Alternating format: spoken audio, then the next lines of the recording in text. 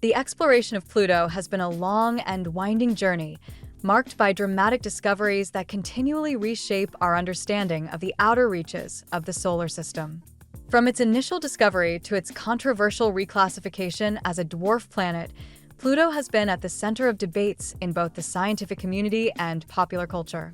Neil deGrasse Tyson, a prominent astrophysicist, has been at the forefront of these discussions, offering new insights into Pluto's importance in the cosmos. The advent of the James Webb Space Telescope, JWST, has provided scientists with a tool to probe even deeper into Pluto's mysteries, revealing remarkable findings that challenge previous assumptions. For much of the 20th century, Pluto held a place in textbooks, scientific literature, and the imaginations of people as the ninth planet in our solar system.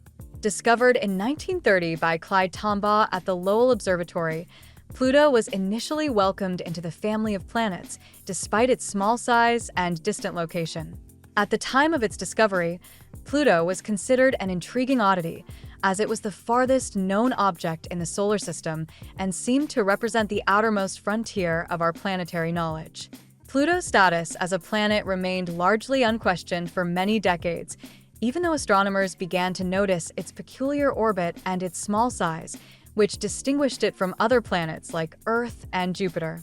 The discovery of the Kuiper Belt in the 1990s, a region beyond Neptune filled with icy objects similar in size to Pluto, brought Pluto's classification into question. The existence of other bodies of comparable size in the same region raised important questions about whether Pluto should still be considered a planet, or if it was simply one of many objects in the distant reaches of the solar system. In 2006, the International Astronomical Union, IU, redefined the criteria for classifying planets, and Pluto was deemed to be a dwarf planet. While this decision was scientifically valid, it sparked an emotional response from many who had grown attached to Pluto's planetary status.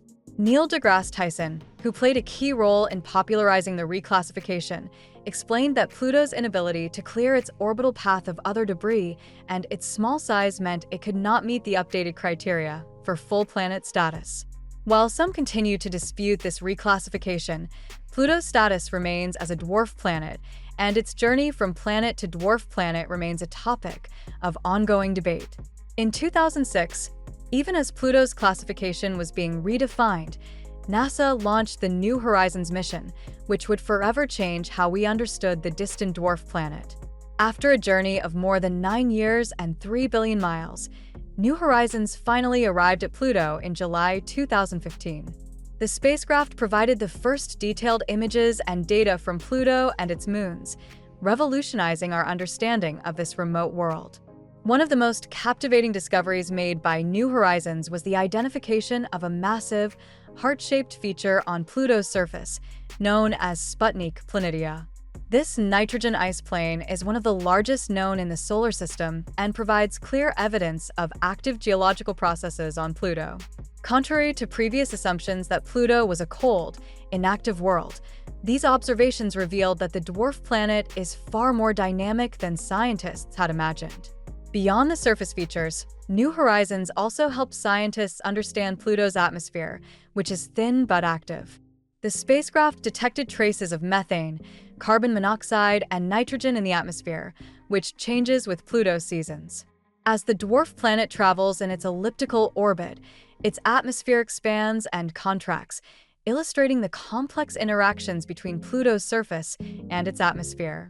These findings have led to a reevaluation of how scientists view not just Pluto, but also other small bodies in the outer solar system, prompting them to reconsider how these distant worlds evolve over time.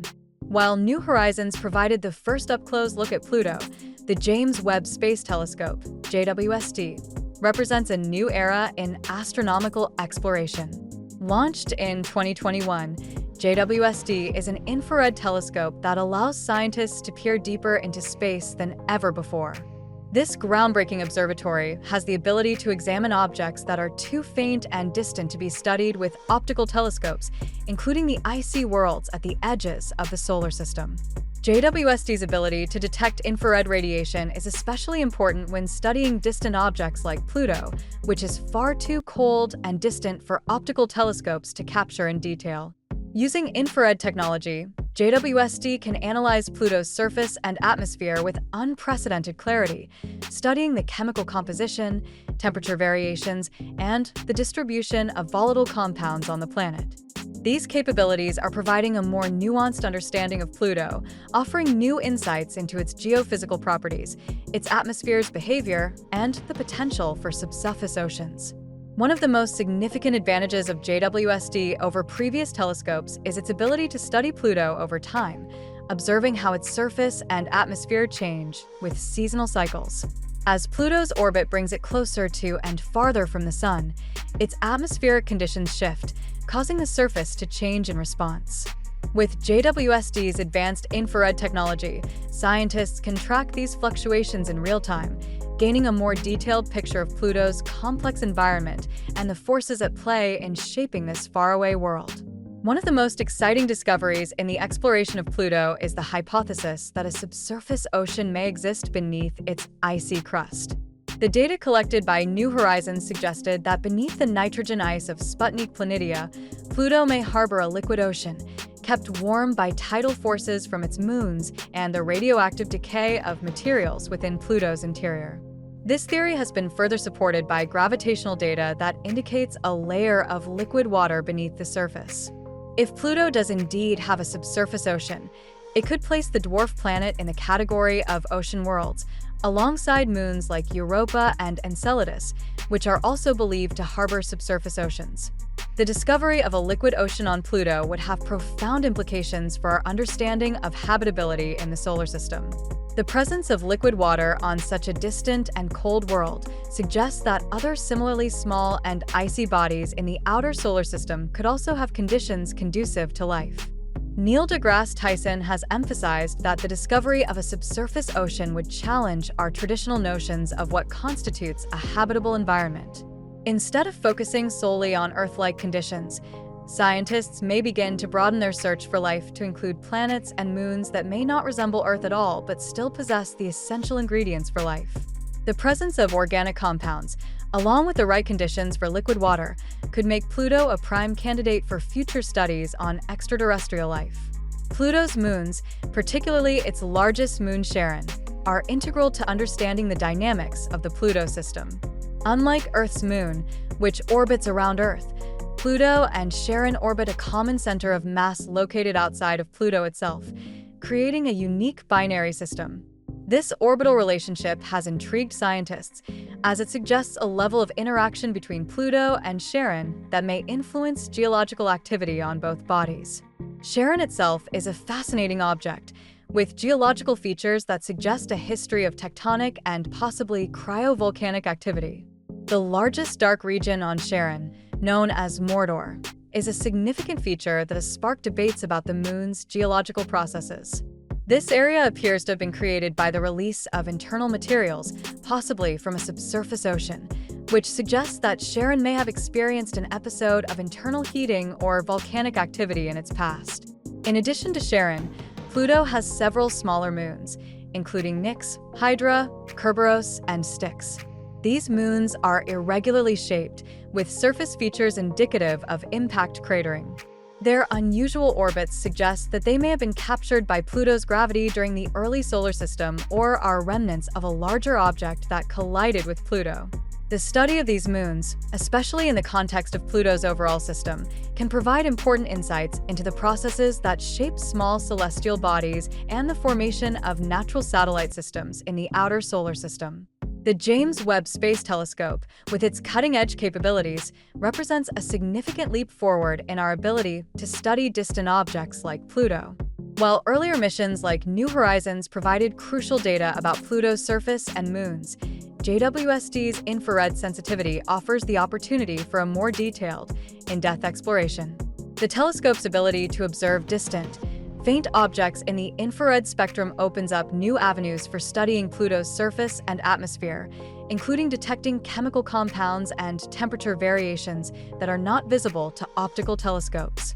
By observing Pluto and its moons, JWST will also help us understand how small bodies like Pluto interact with their environments and how they evolve over time.